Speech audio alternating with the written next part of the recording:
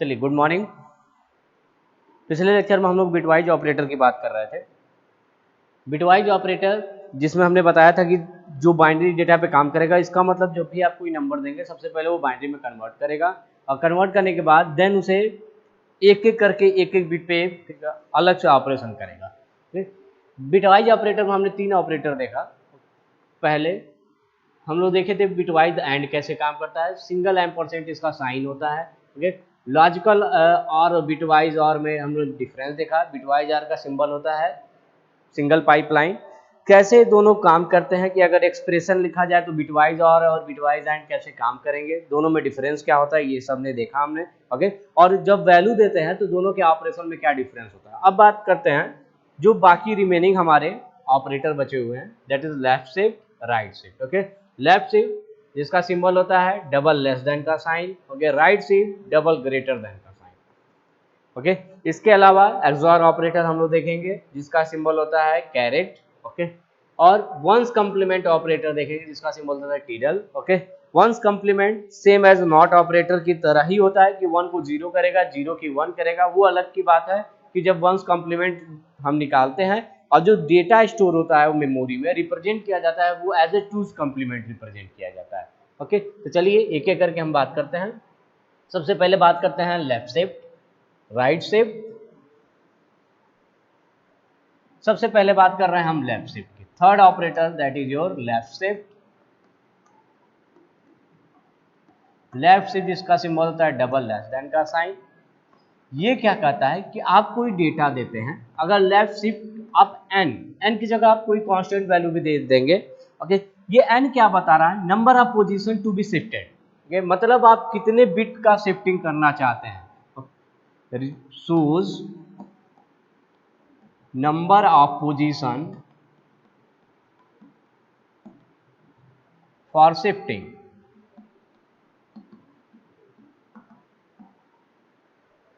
Okay, जैसे अगर मैंने कहा मेरा बाइनरी डेटा, सपोज बाइनरी में है ए की वैल्यू, ए है 1 1 0 1 0 0 1 1। ओके, 8 बिट का डेटा मेरे पास दिया गया है और मैंने कहा कि इस डेटा को आप 1 बिट शिफ्टिंग कर दीजिए। ओके, ये 1 बता रहा है कि अब जो शिफ्टिंग करना है वो 1 बिट की शिफ्टिंग करना है और वो भी लेफ्ट साइड। मीन्स हर डिजिट आपके लेफ्ट में शिफ्ट होगी। और कैसे लेफ्ट शिफ्ट करने का मतलब जो डिजिट यहाँ पे है वो शिफ्ट होके यहाँ जाएगा। ओके, जो ये डिजिट सेकेंड प्लेस पे है वो शिफ्ट होके थर्ड प्लेस पे जाएगा। ओके, जो थर्ड प्लेस पे है वो फोर्थ प्लेस पे जाएगा। ओके, और ऐसे ही ये सोआन चलता जाएगा। ओके, और जो लास्ट वाला डिजिट है जिसे हम MSB भी कह सकते हैं, ये MSB अगर आगे बिट है तब तो वो शिफ्ट होगा, अगर नहीं है लास्ट MSB है ये, इसके बाद कोई बिट नहीं है तो ये आउटसाइड निकल जाएगा। जो बिट आउटसाइड निकल जाता है उसे हम क्या कर देते हैं, इग्नोर कर देते हैं। ओके, तो शिफ्टिंग क्या कह रहा है कि आपको बताया जाएगा कि उस बाइनरी डेटा पे आपको कितनी शिफ्टिंग करनी है, कितने पोजीशन की शिफ्टिंग। अगर 1 दिया है तो 1 बिट शिफ्ट होगा।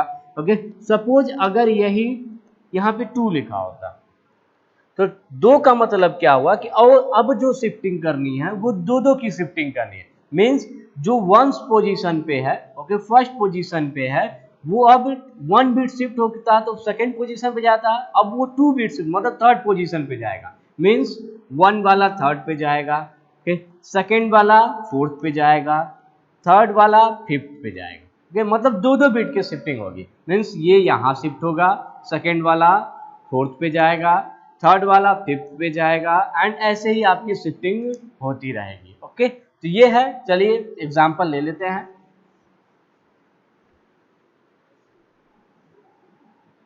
Suppose A is equal to मैंने लिखा 15। ओके, और इसने कहा कि ए में आप शिफ्टिंग करिए, 1 बिट की शिफ्टिंग करिए और इसको बी में स्टोर करिए और बी की वैल्यू बताइए कितनी आएगी। सपोज मैं 8 बिट का डेटा इस्तेमाल कर रहा हूँ, 8 बिट्स का इस्तेमाल कर रहा हूँ, तो सबसे पहले मैं 15 को किस में कन्वर्ट करूंगा, बाइनरी में कन्वर्ट करूंगा। तो मैंने शॉर्टकट बताया था 1 2 4 8 16 32 एंड सो ऑन। ओके, अब ये क्या है, मेरा प्लेस वैल्यू, बाइनरी के लिए प्लेस वैल्यू है।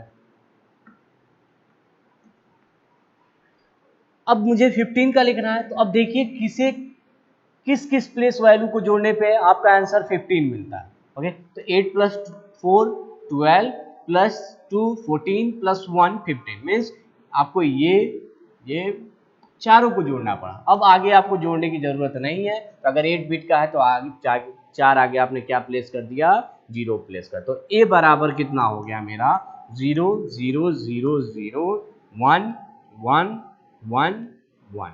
ओके, अब शिफ्टिंग करनी है आपको कितने की, एक एक बिट की। तो चलिए सबसे पहले फर्स्ट वाला सेकंड पे जाएगा, सेकंड वाला थर्ड पे जाएगा।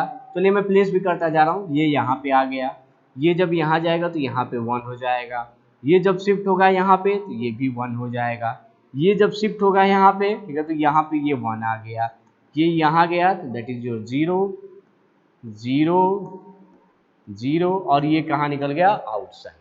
ओके, तो इसे इग्नोर कर देंगे हम। लेकिन आपने देखा कि स्टार्टिंग में फर्स्ट पोजीशन आपकी खाली हो गई, ये वैकेंट हो गया, तो जो वैकेंट स्पेस है उसे किससे भर दिया जाएगा, 0 से भर दिया जाएगा। ओके, तो this is your left shifting. क्या कहता है कि आप जितना बिट कहा जाएगा उसके हिसाब से शिफ्ट करिए। सेम एग्जांपल मैं 2 बिट पे कर रहा हूं कि अगर 2 बिट की शिफ्टिंग करनी हो, suppose as equal to same मेरा यही डेटा है 1 1 1 1। ओके, अब मैंने क्या कहा कि आपको जो शिफ्टिंग करनी है 2 बिट की करनी है। इसका मतलब फर्स्ट वाला कहाँ जाएगा, थर्ड पे, ठीक है, सेकेंड वाला फोर्थ पे। तो चलिए शिफ्ट करते हैं, ये यहाँ आया 1, ये यहाँ आया 1, ठीक है, इसे कहाँ ले गया मैं, इस पोजीशन पे, तो ये हो गया आपका 1, इसे कहाँ ले गया, इस पोजीशन पे, दैट इज 1। ओके, अब ये 0 वाला इस पोजीशन पे गया, दैट इज 0, ये 0 यहाँ पे गया, दैट इज 0, ये कहाँ निकलेगा, आउटसाइड, ये भी आउटसाइड, मतलब दोनों को इग्नोर कर दिया जाएगा। लेकिन आप देख रहे होंगे आपके पास 2 प्लेस वैकेंट आ गए, जब आपके 2 प्लेस वैकेंट आ गए तो दोनों को मैंने किससे फिल कर दिया, 0 0 से। ओके, तो this is your left shifting, चाहे 1 बिट का करें चाहे 2 बिट का करें। ओके, अब मेन चीज क्या है, जब आप लेफ्ट शिफ्ट कर रहे होंगे तो होता क्या है, लेफ्ट शिफ्ट करने पे जो वैकेंट स्पेस आएगा वो राइट साइड में आएगा। ओके, जो वैकेंट होगी एक स्पेस या 2 स्पेस या जो भी है, अगर आप 1 बिट का शिफ्टिंग कर रहे हैं तो 1 स्पेस वैकेंट होगा, अगर आप 2 बिट का शिफ्टिंग कर रहे हैं तो 2 स्पेस वैकेंट होगा।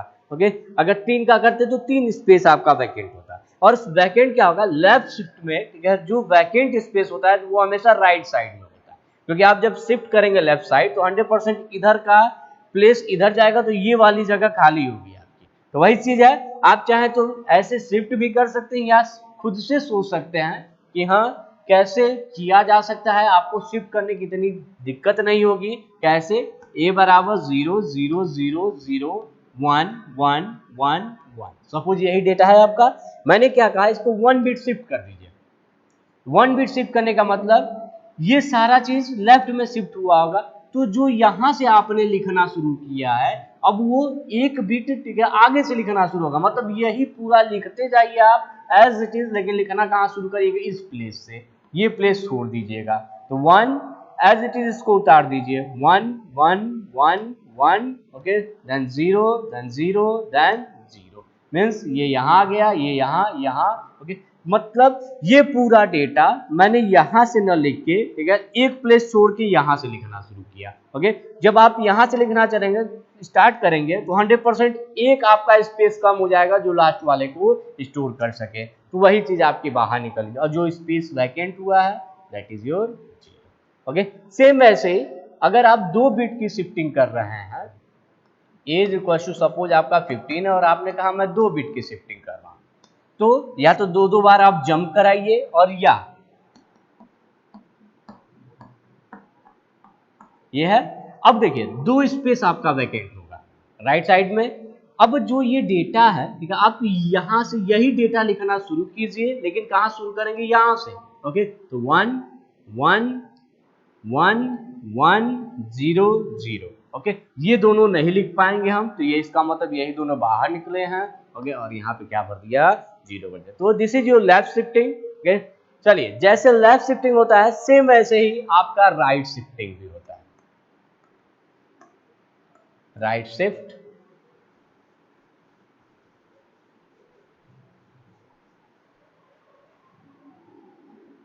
सपोज ए बराबर 15 है। अब मैं क्या कर रहा हूं, लेफ्ट शिफ्ट ना करके इसे क्या करिएगा, राइट शिफ्ट 1। सिंबल जो होता है हमारा चेंज हो जाता है, greater than double times, okay, that is your right shift. अब सेम वही चीज है, अब आपको लेफ्ट में शिफ्ट नहीं करना, आपको कहां शिफ्ट करना है, राइट में शिफ्ट करना है। जब आप राइट में शिफ्ट करेंगे तो लेफ्ट शिफ्टिंग में क्या हो रहा था, राइट में स्पेस वैकेंट हो रहा था। जब आप राइट शिफ्टिंग करेंगे तो राइट शिफ्टिंग करने पे जो स्पेस वैकेंट होगा वो लेफ्ट में होगा। ओके, तो ये चीज है। अगर मैंने कहा a = 15 है तो आप अगर 8 बिट का इस्तेमाल कर रहे हैं तो इसको बाइनरी में कन्वर्ट कीजिए, 0 0 0 0 1 1 1 1। ओके, राइट शिफ्ट का मतलब ये यहां जाएगा, 1 प्लेस की बात कर रहा हूं, लास्ट वाला, ठीक है, इसके पहले, ठीक है, सेकेंड लास्ट उसके पहले, थर्ड लास्ट उसके पहले। ओके, एक एक करके यही शिफ्ट होगा आपका।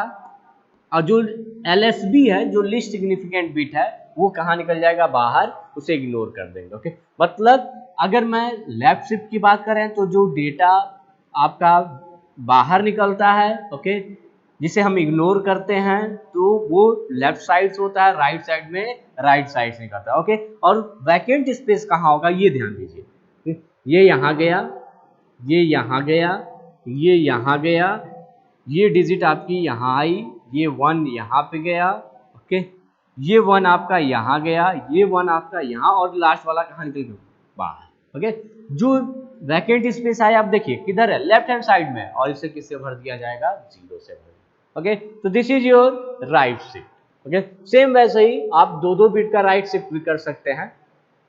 सपोज सेम वही डेटा है, ए राइट शिफ्ट 2 बिट्स। ओके, अब ए = क्या हुआ, 0 0 0 0 1 1 1 1। अब 2-2 बिट की शिफ्टिंग करनी, मतलब जो फर्स्ट वाला है अब सेकेंड पे नहीं जाएगा, मतलब इधर से, ठीक है, यहाँ ना जाके ये यहाँ जाएगा। ओके, ये यहाँ पे, ये वाला डेटा यहाँ, ये वाला डेटा इस प्लेस पे, ये इस प्लेस पे, और ये वाला डेटा यहाँ, और ये दोनों कहाँ निकल जाएंगे, आउटसाइड। ओके, तो ये चीज है। आप 2-2 बिट की भी शिफ्टिंग करा सकते थे, तो चलिए देखें, ये यहाँ पे आया, ये यहाँ पे गया, ये 0 यहाँ पे, ये 0 यहाँ पे,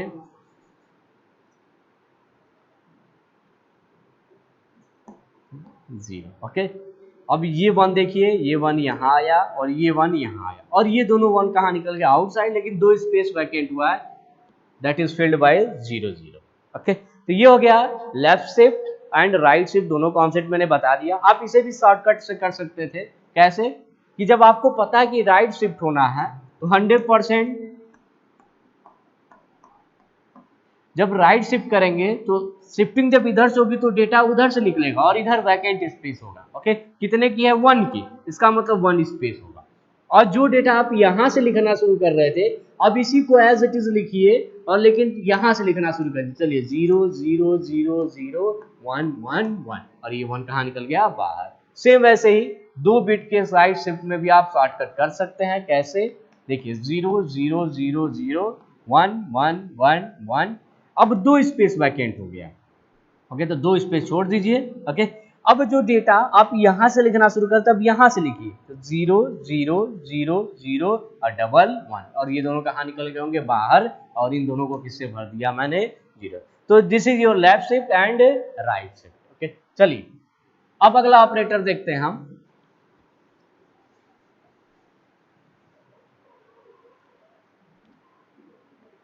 fifth one is your XOR operator.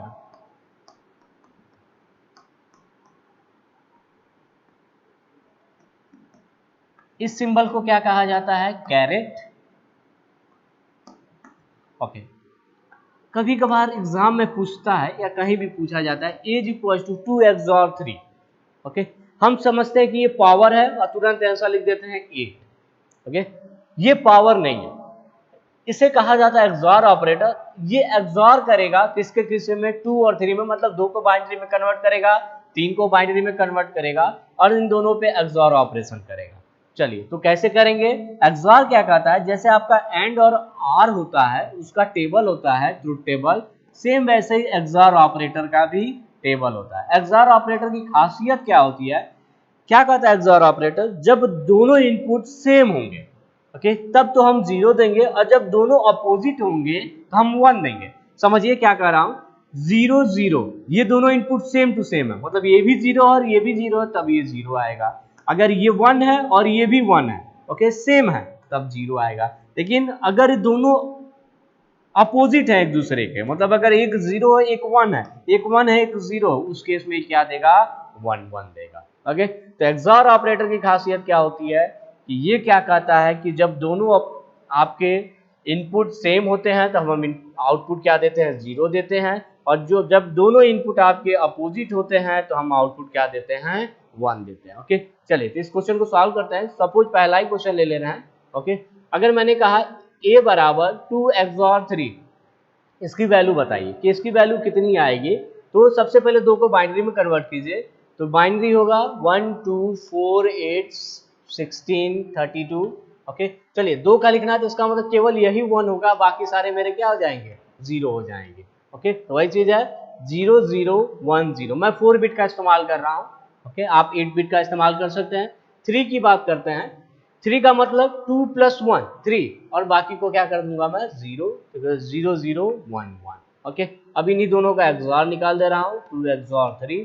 Okay, देखिए ये दोनों अपोजिट है, अपोजिट है तो 1 होगा, लेकिन ये दोनों क्या है, सेम है, तो 0 सेम 0 सेम 0, ये है आंसर।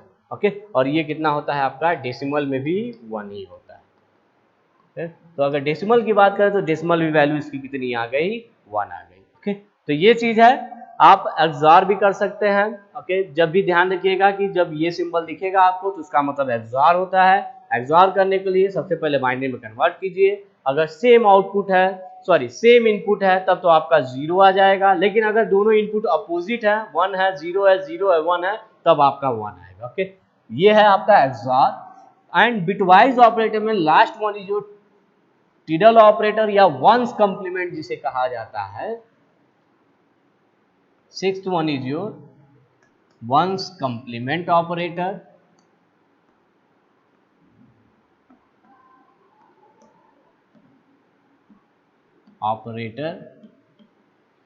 देखिए है तो बहुत इजी, क्या कहता है वंस कंप्लीमेंट कि मैं 0 को कन्वर्ट कर दूंगा 1 में, 1 को कन्वर्ट कर दूंगा 0 में। लेकिन जब आउटपुट की बात करते हैं तो कभी भी वंस कंप्लीमेंट जब आप निकालते हैं, जैसे मैंने कहा a = 36 है। ओके, तो b = अगर मैं कहूं वंस कंप्लीमेंट a और मैं कहूं कि प्रिंट कराइए, प्रिंट f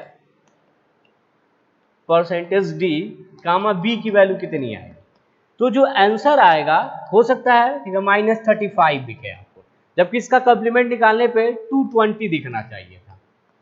तो ऐसा होता क्यों नहीं है कि 220 क्यों नहीं दिखता है, क्योंकि सबसे पहले वो इसका वंस कंप्लीमेंट निकालता है, मतलब 1 को 0 करता है, 0 को 1 करता है। देन वंस कंप्लीमेंट निकालने के बाद जो बाइनरी आपका डेटा आता है, ओके, उसको फिर से, ठीक है, फिर से उसका 2's कंप्लीमेंट निकालता है। ओके, तो 2's कंप्लीमेंट निकालने का मतलब आपका जो डेटा है, ओके, उस डेटा का फिर से वंस कंप्लीमेंट निकालता है और फिर उसमें +1 कर देता है। ओके, तो अगर मैं कहूं वंस कंप्लीमेंट का डायरेक्ट आंसर क्या होगा, तो ऐसे समझिए, पहले मैंने क्या कहा कि पहले मैं इसको 1 को 0 करूंगा, 0 को 1 करूंगा, और फिर उसका फिर से एक बार वंस कंप्लीमेंट निकालूंगा, तो फिर से इसका मतलब 1 को 0 करूंगा, 0 को 1 करूंगा। इसका मतलब जो आपने डेटा लिया था वही डेटा आपको फिर से मिल गया। ओके, और निगेटिव साइन के साथ है, ठीक है, बस इसको इस्तेमाल करेंगे कि माइनस के साथ होगा। ओके, -36 और उसी में क्या कर दिए +1, इसीलिए क्या आ जाता है आपका -35। ओके, तो ये है, चलिए मैं समझा दे रहा हूं और डिटेल में। सिंपल, मैंने क्या कहा कि वंस कंप्लीमेंट क्या कहता है कि मैं 0 का 1 करूंगा, 1 का 0 करूंगा। सपोज a मैंने क्या लिया 36।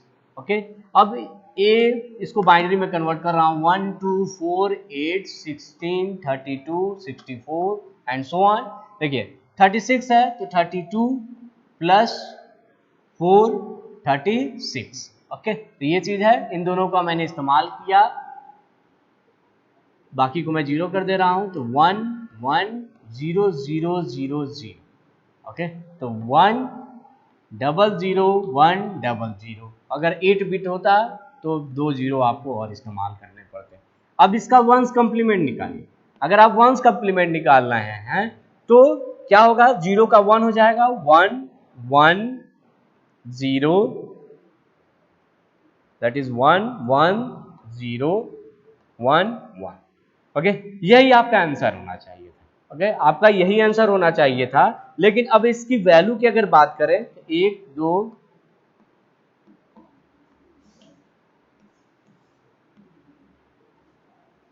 ओके, यही चीज है। अगर मैं वैल्यू की बात करूं तो वैल्यू कितनी आएगी इसकी डेसिमल में, चलिए कंप्यूट करिए। 128 plus 64, 128 plus 64, okay, plus 16 plus 8 plus 2 plus 1। Okay, यही टोटल इसकी वैल्यू आनी चाहिए। क्या कि 1 का 0 किया, सॉरी 0 का 1 किया है और 1 का 0 किया और इसकी वैल्यू कंप्यूट कर लिया मैंने। ओके, जब कंप्यूट करेंगे तो इसे ऐड करिए, जो भी वैल्यू आएगी वही आपका आंसर आपको दिखना चाहिए। चलिए कर लेते हैं 8 4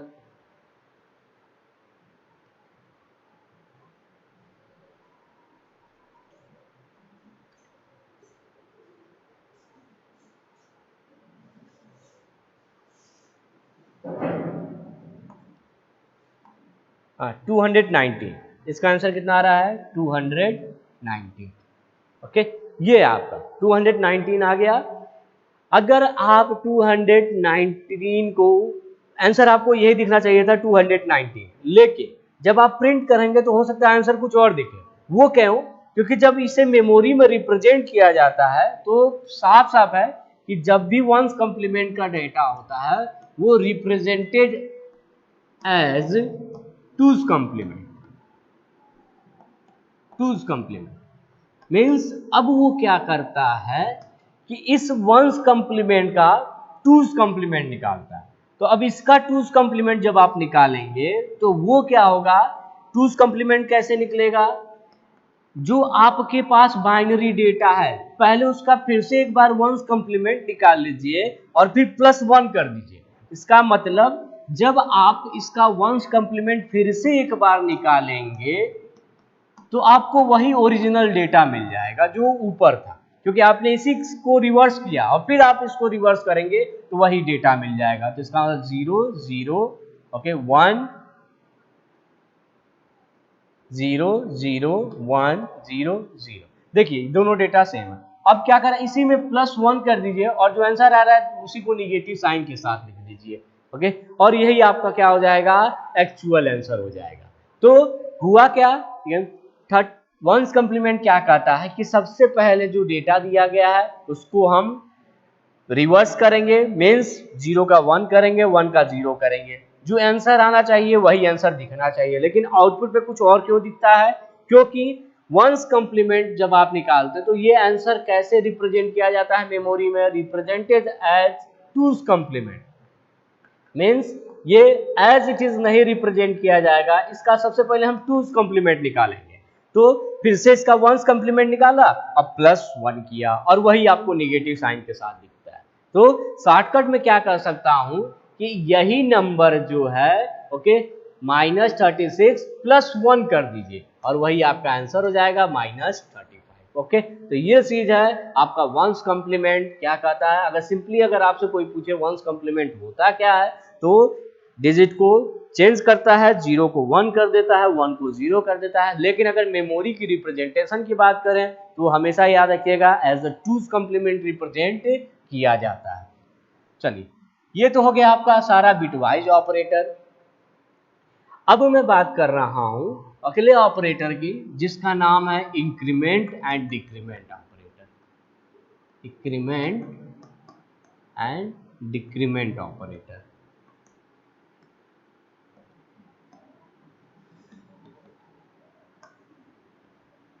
और ये दोनों बहुत इंपॉर्टेंट ऑपरेटर भी हैं, क्योंकि लूप जहां इस्तेमाल होगा वहां पे इंक्रीमेंट डिक्रीमेंट इस्तेमाल होगा और इसमें थोड़ा सा कंफ्यूजन भी रहता है। चलिए सबसे पहले बात करते हैं इंक्रीमेंट ऑपरेटर। क्या कहता है कि जो मेरा सिंबल होता है वो डबल प्लस होता है। जहां आपको डबल प्लस दिख जाए इसका मतलब वो आपका इंक्रीमेंट ऑपरेटर है। और ये कहता क्या है, it increase the value by 1, means जितनी वैल्यू दी जाएगी मैं उसमें +1 कर दूंगा। सेम वैसे ही डिक्रीमेंट ऑपरेटर का सिंबल जो होता है डबल माइनस, और ये क्या कहता है, it decrease the value by 1, the value by 1। Okay, ये चीज जैसे फॉर एग्जांपल मैंने कहा अगर a = 5 है और मैं लिखता हूं a++, तो एक्चुअल में होगा क्या कि ये काम करने के बाद a की वैल्यू आपको बतानी है कितनी होगी। ये क्या कर रहा है, मैं इंक्रीमेंट ऑपरेटर हूं, तो मैं क्या करूंगा, जितनी a की वैल्यू है उसे एक बढ़ा दूंगा। तो a की वैल्यू कितनी है 5, इसका मतलब एक मेमोरी लोकेशन है जिसके पास 5 स्टोर है, सपोज इसके पास जो एड्रेस है that is your 200। Increment operator क्या कहता है, इस वेरिएबल की वैल्यू को मैं एक इंक्रीज करूंगा और इंक्रीज करने के बाद उसी वेरिएबल में जो नई वैल्यू आए उसको ले जाके स्टोर कर दूंगा। मतलब इस ऑपरेटर का फुल फॉर्म क्या हुआ, या दूसरे शब्दों में क्या कर सकते हैं, a = a+1। एक वैल्यू बढ़ाइएगा और बढ़ाने के बाद उसे a में रख भी दीजिएगा। ओके, अब असाइनमेंट ऑपरेटर की एक खासियत जान लीजिए। ओके, असाइनमेंट ऑपरेटर क्या कहता है कि लेफ्ट हैंड साइड में हमेशा वेरिएबल ही होना चाहिए। ओके, राइट हैंड साइड में आप कुछ भी रख सकते हैं, वेरिएबल या कांस्टेंट, लेकिन असाइनमेंट ऑपरेटर क्या कहता है कि अगर आपने लेफ्ट हैंड साइड में वेरिएबल की जगह कुछ और रख दिया, कांस्टेंट कोई वैल्यू रख दिया है, जैसे अगर आप लिख दे 5 = 7, ओके, तो ये एरर है। क्यों एरर है, क्या कहेगा कि इधर क्या होना चाहिए आपका, सिर्फ वेरिएबल हो सकता है, और इस एरर को कहा जाता है एल वैल्यू रिक्वायर्ड।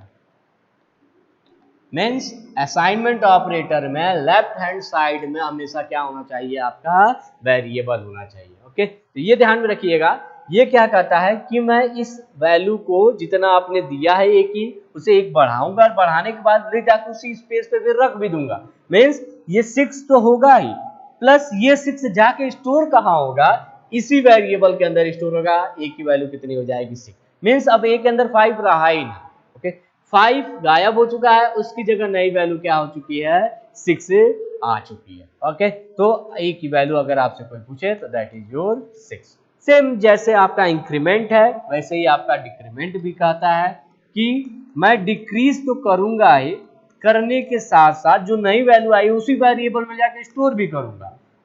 सपोज 4 है, अगर मैंने लिखा a-, तो ये क्या कहता है, a = a-1। ओके, ये चीज है। मीन्स एक वैल्यू घटाइएगा और घटाने के बाद उसी वेरिएबल में जाके स्टोर कर दीजिएगा। मीन्स जो 3 होगा वो 3 ही a में जाएगा और इसकी वैल्यू कितनी हो जाएगी, 3 हो जाएगी। ओके, तो ये चीज है। एक सबसे इंपॉर्टेंट बात जो ध्यान में रखिएगा, मैंने अभी बताया x = 5, ये तो सही है क्योंकि लेफ्ट हैंड साइड में आपका वेरिएबल है, लेकिन अगर कहीं दिख दिया जाएगा 5 = 7 तो ये गलत है, और कौन सा एरर आता है आपका, एल वैल्यू रिक्वायर्ड। ओके, अगर आपको कहीं ऐसे दिख जाए 5++, ओके, क्या दिख गया 5++, तो ये एरर हो। क्यों एरर है गया, क्योंकि अगर इसे कहा जाए तो ये क्या कर रहा है, 5+1 करिएगा और उसे ले जाके कहाँ रख दीजिएगा, 5 पे ही रख दीजिएगा। ओके, तो ये गलत है। क्यों, क्योंकि ये इंक्रीज करने के बाद किसी ना किसी वेरिएबल में जाना चाहिए और ये कांस्टेंट में ही है, तो ये एरर प्रोड्यूस करेगा, और सेम वही एरर एल वैल्यू रिक्वायर्ड। तो किसी भी कांस्टेंट वैल्यू पे आप डायरेक्ट इंक्रीमेंट या डिक्रीमेंट नहीं कर सकते, तो ये ध्यान में रखिएगा। अब चलिए बात करते हैं इंक्रीमेंट ऑपरेटर के टाइप्स की।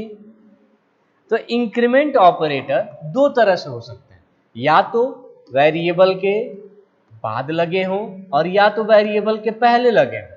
ओके, तो दो तरह से हो सकता है। यूनरी ऑपरेटर है, पहली बात याद रखिएगा, this is your unary operator. अब यूनरी ऑपरेटर आपको शायद याद हो, यूनरी ऑपरेटर क्या कहता था कि जब भी कोई आप वेरिएबल लेते हैं और उस वेरिएबल के साथ केवल एक ऑपरेटर लगा हो और उस वेरिएबल को के आगे या पीछे दोनों जगह केवल एक ही ऑपरेटर का इस्तेमाल होता है, तो that is your unary operator. Okay, मतलब वो सारे सिंबल जिन्हें काम करने के लिए एक ऑपरेंड की जरूरत होती है, तो ये भी आपका यूनरी है। सिर्फ एक ही वेरिएबल होंगे इस सिंबल के पास, या तो इस सिंबल के पहले होगा और या तो इस सिंबल के बाद में होगा। जैसे इस सिंबल के बाद में आपका है तो that is your unary operator, and इस सिंबल की बात करें तो ये वेरिएबल के बाद में है, लेकिन केवल एक ही वेरिएबल है, इसलिए ये भी आपका यूनरी है। ओके, अब देखिए इसी नाम से, इसके पोजीशन से ही इसका नाम है। ओके, अगर वेरिएबल के बाद लगा है आपका प्लस प्लस तो that is your post increment. Post increment means increment operator लगा कहाँ है कि पोस्ट मीन्स बाद में लगा है। Okay, pre increment means increment operator आपका कहाँ लगा है, वेरिएबल के पहले लगा है। तो ये है आपका प्री इंक्रीमेंट। पोस्ट इंक्रीमेंट जैसा कि नाम है क्या कहता है कि मैं बाद में इंक्रीमेंट करूंगा। इसका मतलब जो भी वेरिएबल की वैल्यू दी जाएगी उस वेरिएबल को पहले वो इस्तेमाल करेगा और इस्तेमाल करने के बाद फिर उसकी वैल्यू को इंक्रीज करेगा। ऐसे समझिए, फॉर एग्जांपल अगर मैंने कहा a बराबर 5 है और मैं लिख रहा हूं b बराबर a प्लस प्लस, तो कैसे काम करेगा ये क्या कह रहा है कि मैं पोस्ट इंक्रीमेंट। पोस्ट इंक्रीमेंट का मतलब सबसे पहले मैं इस वैल्यू को यहाँ पे इस्तेमाल करूंगा और इस्तेमाल करने के बाद फिर इस वैल्यू को बढ़ाऊंगा। ओके, तो यहाँ पे पहली वैल्यू इस्तेमाल किया 5, इसकी जगह 5 आया। ओके, और फिर 5 रखने के बाद, यूज करने के बाद इस वेरिएबल की वैल्यू को बढ़ा देगा, +1 कर देगा, कितना हो जाएगा 6। लेकिन अगर आपसे कोई पूछे कि यहाँ पे जब वैल्यूज ने प्लेस कर दिया उसके बाद a की वैल्यू कितनी है, तो a की वैल्यू 5 नहीं रही, वो बढ़ के कितनी हो गई 6। ओके, क्योंकि ये बढ़ा के उसी वेरिएबल में रखता है तो 5 गायब हो गया होगा, 6 आपका हो चुका है। लेकिन b बराबर कितना हुआ 5 और a बराबर कितना हुआ 6 हुआ। तो this is your post increment. क्या कहता है कि हम पुरानी वैल्यू को पहले इस्तेमाल कर लेंगे और उसके बाद उस वैल्यू को जाके इंक्रीज करेंगे। लेकिन अगर यही प्री इंक्रीमेंट हो तो थोड़ा सा अंतर है। प्री इंक्रीमेंट जैसा कि नाम है क्या कर रहा है कि हम पहले वैल्यू को इंक्रीज करेंगे और इंक्रीज करने के बाद जो नई वैल्यू आ रही है उसको यूज करेंगे यहाँ पे। ओके, तो ये है प्री इंक्रीमेंट। पहले लगा तो इसका मतलब प्री इंक्रीमेंट है, पहले वैल्यू को इंक्रीज करेगा तो 5 से बदल के कितना हो गया 6, और जो नई वैल्यू आ रही है उसी को यूज करेगा यहाँ पे 6। इसका मतलब बी में भी जो असाइन होगा दैट इज 6 और ए भी आपका क्या है 6 ही है। तो मेरे ख्याल से समझ में आ गया क्या है पोस्ट इंक्रीमेंट। कहता है कि पहले मैं पुरानी वैल्यू इस्तेमाल करके फिर उसे अपडेट करूंगा या इंक्रीज करूंगा। प्री इंक्रीमेंट कहता है कि पहले मैं इंक्रीज करूंगा और फिर नई वैल्यू को ही इस्तेमाल करूंगा। ओके, चलिए इस पर कई सारे क्वेश्चन है, उस क्वेश्चन को सॉल्व करते हैं हम लोग।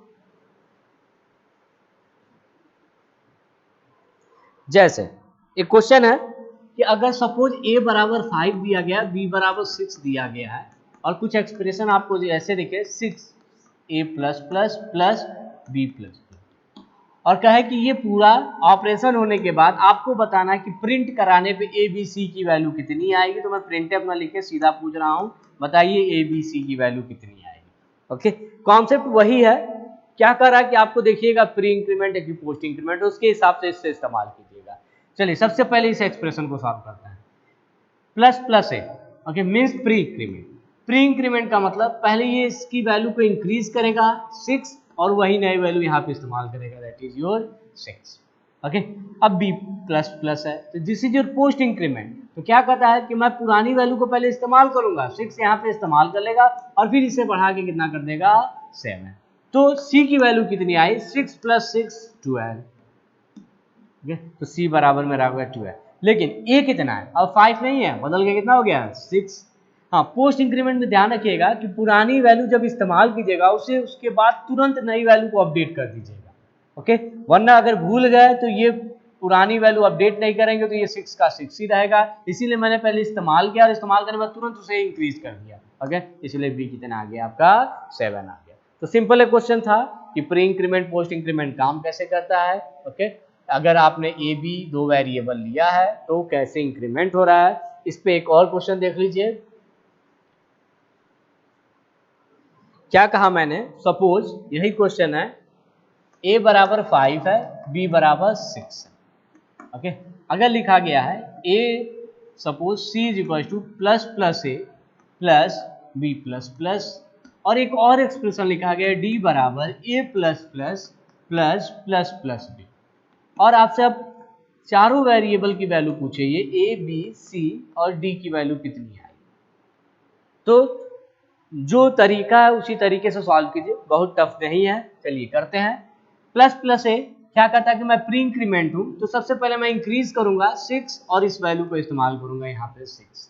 ओके, ये क्या कहता है कि मैं पोस्ट इंक्रीमेंट हूं, तो पहले पुरानी वैल्यू इस्तेमाल कर लूंगा 6। ओके, और इस्तेमाल करने के बाद तुरंत इसे बढ़ा के कितना कर दूंगा 7। हाँ, बढ़ा के फिर इस्तेमाल मत कीजिएगा। ओके, ये इस्तेमाल हो चुका है और इस्तेमाल होने के बाद फिर अपडेट हो गया, कितना हो गया 7। तो सी बराबर कितना आ गया आपका 12।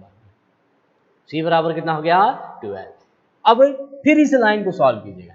जब इस लाइन के पास आप पहुंचेंगे तो ए प्लस प्लस पे अब ये 5 इस्तेमाल नहीं करेगा। ओके, क्योंकि अब समझिए एक ही वेरिएबल था ए बी। ओके, इसके अंदर पहली बार मैंने 5 स्टोर किया था, देन 6। जब ये लाइन चला होगा प्लस प्लस तो इसे अपडेट किया होगा, तो अब इस वेरिएबल के अंदर 5 है ही नहीं, अब कितना हो गया है 6 हो चुका है, और इस वेरिएबल के अंदर 7 हो चुका है। तो जब अगली लाइन के पास जाएगा तो इस ए की वैल्यू को ये एक्सेस करेगा, मतलब ए के पास जाएगा और देखेगा यहाँ पे कितनी वैल्यू, तो 5 तो है ही नहीं। ओके, कितनी हो गई है 6।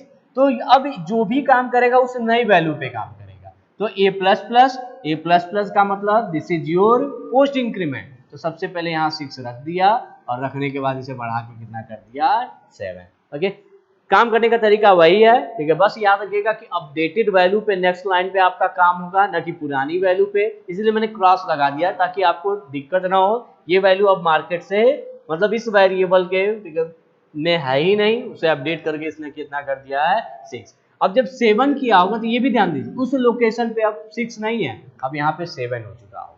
ओके, तो ये एक ही मेमोरी है और उसी में आप बार बार अपडेट कर रहे हैं।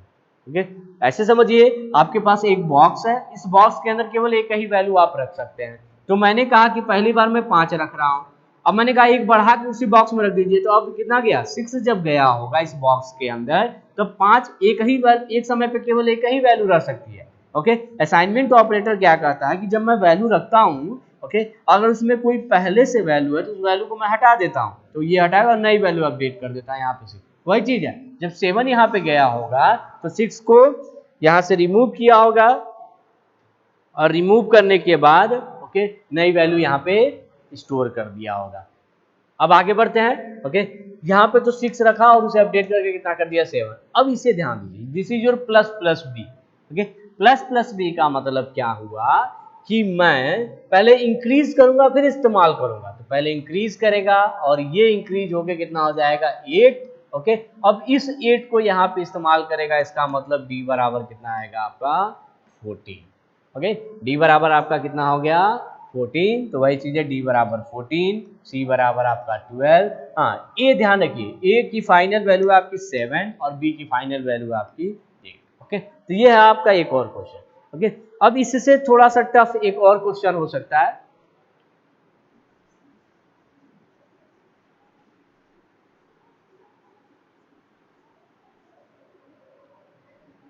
Suppose a is equal to 5, b is equal to 6। अब मैंने लिखा c is equal to plus plus a plus plus plus b, और d इज इक्वल टू मैंने लिखा plus plus a plus plus plus B plus plus और plus plus plus सी। Okay, ये हो सकता है। ओके, तो अगर इस क्वेश्चन को सॉल्व किया जाए तो कॉन्सेप्ट अभी भी वही है, सिर्फ थोड़ा सा ध्यान रखिएगा कि टोटल कितने ब्लॉक्स बने होंगे। मेमोरी ब्लॉक्स की बात करें तो एक ए बना होगा 5, ओके, बी बराबर 6, ओके, सी होगा इसके अंदर कोई आपने वैल्यू नहीं दी है, तो मैंने बताया था कि जब किसी वेरिएबल की वैल्यू आप स्टार्टिंग में नहीं देते हैं, इंट वाली लाइन में आपकी सारी वैल्यू वेरिएबल तो आपको सारे डिक्लेयर करने पड़ेंगे, मैं प्रोग्राम नहीं बना रहा हूँ। ओके, और एक डी नाम का ब्लॉक होगा जिसके अंदर अभी गार्बेज वैल्यू है। ओके, तो चलिए 5 6 ये स्टोर कर लिया। ओके, अब चलिए इस लाइन को सॉल्व करते हैं हम लोग। क्या लिखा गया है प्लस प्लस ए। ओके, प्लस प्लस ए का मतलब पहले इंक्रीज करिए फिर इस्तेमाल कीजिए। ओके, तो पहले इंक्रीज किया 6, यहाँ पे 6, इसका मतलब ये भी वैल्यू अपडेट हो गई, कितनी हो गई 6 हो गई। 5 जो था अब वो यहाँ से गायब हो चुका है, यहाँ पे नई वैल्यू कितनी आ गई 6। ओके, प्लस प्लस बी ये भी क्या कर रहा है प्री हूँ, ठीक है, तो पहले इसका मतलब इंक्रीज करूंगा और नई वैल्यू इस्तेमाल करूंगा, दैट इज योर 7। ओके, इसका मतलब यहाँ पे भी अपडेट हो गया, 6 हट के कितना हो गया 7। ओके, तो ये चीज है, इसे किया, दैट इज योर 13। सी के अंदर कितना हो गया 13 आ चुका है। सी जो वेरिएबल लिया उसके अंदर गार्बेज वैल्यू जो था उसको रिप्लेस कर दिया किसने, 13 ने। ओके, 13 यहाँ पे आ चुका है। अब अगली लाइन को सॉल्व करते हैं। क्या लिखा गया है, D is equal to A plus plus plus B plus plus plus plus plus C. Okay, मतलब जो आपने सी की वैल्यू यहाँ पे कैलकुलेट की है उसका इस्तेमाल यहाँ पे कर रहा है। ओके, तो चलिए कोई बात नहीं, उसकी वैल्यू को इस्तेमाल करेंगे जैसा होता है। ये है हमारा पोस्ट इंक्रीमेंट। पोस्ट इंक्रीमेंट क्या कहता है कि मैं पहले पुरानी वैल्यू इस्तेमाल करूंगा, दैट इज योर 6, लेकिन इस्तेमाल करने के बाद तुरंत इसे बढ़ाइएगा जरूर, अपडेट जरूर करिएगा, दैट इज योर 7। ओके, ये है मेरा B plus plus. B plus plus क्या कहता है कि मैं पहले पुरानी वैल्यू इस्तेमाल करूंगा और इस्तेमाल करने के बाद इसे अपडेट कर दूंगा 8, मतलब ए के अंदर अब 6 ना होकर 7 हो चुका है और 7 ना होकर यहाँ पे कितना हो गया है, 8 हो गया। अब जब यहाँ पहुंचेगा तो क्या लिखा गया है, प्लस प्लस सी। प्लस प्लस सी का मतलब सी की पहले वैल्यू को इंक्रीज करिए और फिर इस्तेमाल कीजिएगा। तो सी की वैल्यू कितनी है, 13, इसे एक इंक्रीज करेगा कितना हो गया, 14। तो यहाँ पे भी मैं कह सकता हूँ ओके, ये सी की वैल्यू अपडेट हो गई, कितनी हो गई, 14 हो गई। ओके, वहां पे जो 13 थी, ठीक है, उसको अपडेट किया, 14 किया और 14 को ही यहाँ पे इस्तेमाल करेगा। मीन्स सी ब्लॉक में जो वैल्यू आई थी 13 वो पहले इंक्रीज हुई और इंक्रीज्ड वैल्यू ही आपने यहाँ पे यूज किया। अब इसे प्लस कर लेगा। ओके, 24 30, कितना आंसर आ गया आपका, 30। ओके, लेकिन अब ध्यान दीजिए, ए बराबर कितना है, 7, फाइनल आंसर। बी बराबर 8, सी बराबर 13 नहीं है क्योंकि सी के अंदर 13 तो रहा ही नहीं, उसको अपडेट कर दिया गया, वो कितना हो चुका है, 14, एंड डी बराबर कितना आपका, 30। ओके, तो ये आपका फाइनल आंसर है। तो ये है आपका इंक्रीमेंट ऑपरेटर। ओके, ऐसे जैसे इंक्रीमेंट ऑपरेटर काम कर रहा है सेम वैसे ही डिक्रीमेंट ऑपरेटर काम करता है। एक क्वेश्चन हम लोग देख लेते हैं डिक्रीमेंट ऑपरेटर पे भी। प्री और पोस्ट जैसे यहाँ इंक्रीमेंट में काम कर रहा है सेम वैसे ही डिक्रीमेंट में करेगा। जैसे अगर ए बराबर 5 है, बी बराबर अगर आपका 7 है, मैंने लिखा सी बराबर minus minus A plus B minus minus and D is equal to A minus minus plus, यहाँ पे जरूरी नहीं प्लस ही हो, मल्टीप्लाई भी हो सकता है, डिवाइड भी हो सकता है, कुछ भी हो सकता है। Okay, minus minus B. चलिए सॉल्व करने का तरीका सेम वही है, this is your pre decrement. Okay, decrement क्या कहता है, मैं वैल्यू को इंक्रीज नहीं करूंगा, 1 रिड्यूस करूंगा। लेकिन अब ये ध्यान रखिएगा कि अगर प्री होगा तो पहले रिड्यूस करके इस्तेमाल करेगा, पोस्ट होगा तो पहले इस्तेमाल करके फिर रिड्यूस करेगा। ओके, तो ये है प्री, तो ये 4 किया और इस्तेमाल होगा प्लस। ओके, ये है 7 और ये डिक्रीज होके कितना हो जाएगा, 6। ओके, तो इसका मतलब सी बराबर आ गया आपका 11, सी बराबर हो गया 11। लेकिन जब यहाँ पहुंचे डी इज इक्वल टू क्या लिखा गया है, ए माइनस माइनस। ए माइनस माइनस का मतलब पहले वैल्यू को इस्तेमाल कर लीजिए, यूज किया और फिर डिक्रीज करके कितना कर दिया, 3 प्लस ये है माइनस माइनस बी मतलब प्री डिक्रीमेंट, तो पहले डिक्रीज करिए 5 और देन इस्तेमाल कीजिए, इसका मतलब ये आ गया 9। तो डी इज इक्वल टू कितना हो गया 9, सी इज इक्वल टू 11, ए बराबर 3 और बी बराबर 5। ये आपका फाइनल आंसर हो गया। ओके, सिर्फ एक तरह का क्वेश्चन और है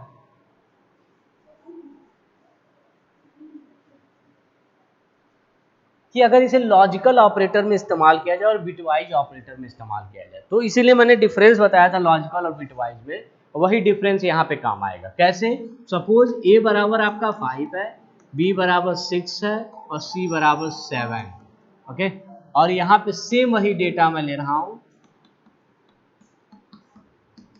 और यहाँ पे दोनों केस में आपको आउटपुट बताना है। चलिए क्या कर रहा हूं मैं, plus plus a is greater than equal to b plus plus.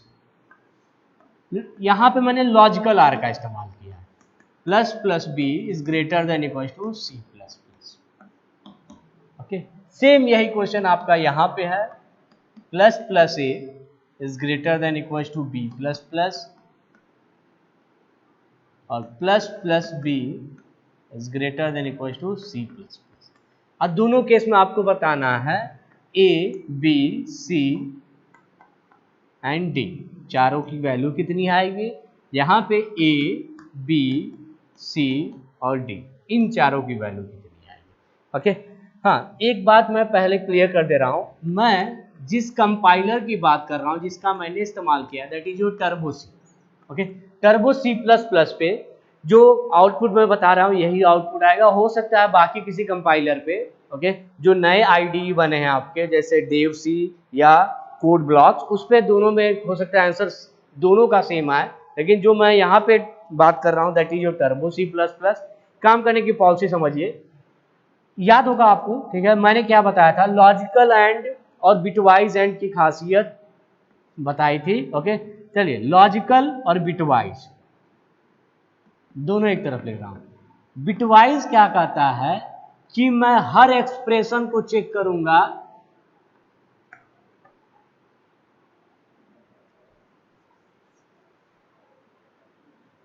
एक बार मैं फिर से पहले रिवाइज कर दे रहा हूं। सपोज ये बिटवाइज है और इधर मेरा लॉजिकल है।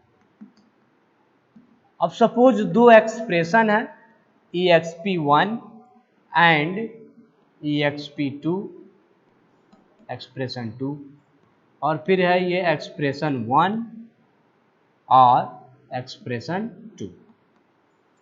सेम यहाँ पे लॉजिकल की बात कर रहे हैं। अगर यही एक्सप्रेशन है सेम टू सेम और लॉजिकल लगा है, लॉजिकल एंड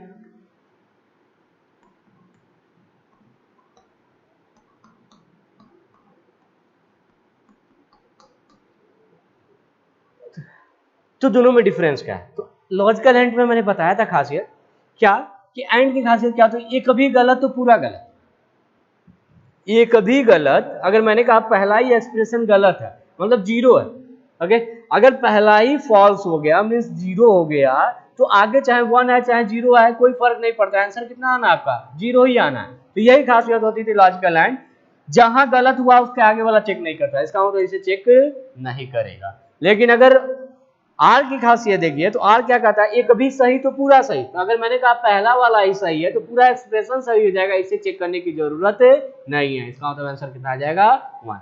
लेकिन बिटवाइज की खासियत क्या होती है, ये क्या कहता है, अगर पहला गलत भी है तब भी हम इसे चेक करेंगे, पहला सही भी है तब भी हम इसे चेक करेंगे। मतलब बिटवाइज में हर एक्सप्रेशन चेक किए जाते हैं, लेकिन लॉजिकल में ये लिमिटेशन है। या लिमिटेशन क्या कर सकते हैं, बहुत अच्छी चीज है कि अगर हमको पता चल गया कि पहला ही गलत है, ठीक है, तो बाकी हमें चेक करने की जरूरत नहीं, अगर सब एंड सही कनेक्टेड है तो फालतू का टाइम क्यों वेस्ट करें हम। तो टाइम को हम यहाँ पर रिड्यूस कर रहे हैं। लेकिन बिटवाइज में ऐसा कोई कॉन्सेप्ट नहीं है, ये कहता है कि मैं बिटवाइज हूं तो इसका मतलब हर एक्सप्रेशन को मैं चेक करूंगा। ओके, और यही डिफरेंस यहाँ पे कि इस केस में इसी डिफरेंस की वजह से दोनों के आउटपुट में थोड़ा सा अंतर आएगा। ओके, अगर d की वैल्यू की बात करें, जो d की वैल्यू है ये तो सेम आएगी, क्यों, क्योंकि दोनों r हैं, तो अगर ये सही होगा एक भी सही होगा तब भी यहाँ पे सही होना है, इसमें भी एक भी सही होगा तब भी ये सही होगा। ओके, लेकिन a b c की वैल्यू में थोड़ा सा चेंज हो सकता है। चलिए सॉल्व करके देखते हैं। क्या कह रहा हूं, प्लस प्लस ए का मतलब पहले मैं इंक्रीज करूंगा, तो ये कितना हो गया 6। ओके, 6 यहाँ पे मैंने प्लेस किया। b प्लस प्लस क्या कहता है कि पहले मैं यूज करूंगा 6 और फिर इसे इंक्रीज करके कितना कर दूंगा 7। ओके, ये एक्सप्रेशन मेरा क्या हो गया, सही हो गया। 6 is greater than equal to 6, तो ग्रेटर तो नहीं है लेकिन इक्वल है, इसका मतलब ये एक्सप्रेशन मेरा ट्रू है, ट्रू हो गया, इसका तो 1 हो गया। अब ये और है, अगर ये और है और पहला वाला ही सही है तो इसे चेक करने की जरूरत नहीं है। ओके, इसका मतलब यहीं पे आंसर आपका कैलकुलेट हो जाएगा d बराबर 1, d बराबर तुरंत 1 होगा, इसे टच भी नहीं करेगा, मतलब यहाँ पे ये दोनों इंक्रीमेंट होंगे ही नहीं। इसका मतलब फाइनल आंसर d बराबर 1। a की वैल्यू कितनी है, a मेरा 6 है, b कितना है, दैट इज योर 7, लेकिन c पे कोई इंक्रीमेंट नहीं हुआ, वो एज इट इज रह गया क्योंकि ये एक्सप्रेशन मेरा चला ही नहीं। लेकिन जब यही बिट वाइज होता तो सारे एक्सप्रेशन चलेंगे, इसीलिए यहाँ पे c की वैल्यू भी इंक्रीज होगी। कैसे, देख लीजिए, ये तो सेम टू सेम वही है। ओके, तो ये 6 हुआ होगा, ये बढ़ के कितना हो गया होगा 7, ये पुराना वाला ही है। तो अगर पहले की बात करें, ओके, तो ये 1 हो चुका है। वास्तव में क्या होना चाहिए, अगर पहला 1 हो गया और r है, ठीक है, तो दूसरे को चेक नहीं करना चाहिए, लेकिन बिटवाइज क्या कहता है, मैं दूसरे एक्सप्रेशन को भी चेक करूंगा। ओके, तो चलिए, जब इसे चेक करेगा तो इसका मतलब ये वाला चलेगा आपका प्लस प्लस बी क्या कहता है, मैं पहले इंक्रीज करूंगा 8 और उसे इस्तेमाल करूंगा। यहां देखिए, ये है C++, सी प्लस प्लस का मतलब पहले इस्तेमाल कर लीजिए और इस्तेमाल करने के बाद फिर बढ़ाइए, कितना आ गया 8, 8 इज ग्रेटर देन 7, ये भी सही है। देखिए तो 1 1 1 ही आना है, आंसर तो 1 ही आना है, लेकिन अब ए बी सी डी की वैल्यू बदल गई। ओके, यहाँ देखिए 6 है, बी 8 है और सी भी 8 हो गया। तो बी यहाँ देखिए 7 है, यहाँ 8 है, सी वहाँ पे 7 है, यहाँ पे 8 है। ओके, जैसे लॉजिकल है और है, बिटवाइज और है, वैसे ही एंड पे भी ये काम करेगा कि अगर पहला ही गलत हो गया तो दूसरे को टच नहीं करेगा। तो इसका मतलब यहाँ से वैल्यू अपडेट नहीं होती, लेकिन बिटवाइज में सारा एक्सप्रेशन चलता है। मतलब अगर कोई कहे कि क्या ये गलत है तो और बिटवाइज लगाए तो क्या ये चेक करेगा, तो हाँ ये ध्यान रखिएगा, गलत होने के बाद भी दूसरा चेक करेगा। ओके, तो ये इंक्रीमेंट ऑपरेटर है। ओके, तो जितने क्वेश्चन हो सकते थे मैंने सॉल्व करा दिया आपको, वो मुझे सब ऐसा है कि हाँ आपको समझ में आया होगा थोड़ा। चलिए प्रैक्टिस करिएगा, इस पे बहुत सारे क्वेश्चन है। आज के लिए इतना है, बाकी नेक्स्ट क्लास में मिलते हैं। Thank you.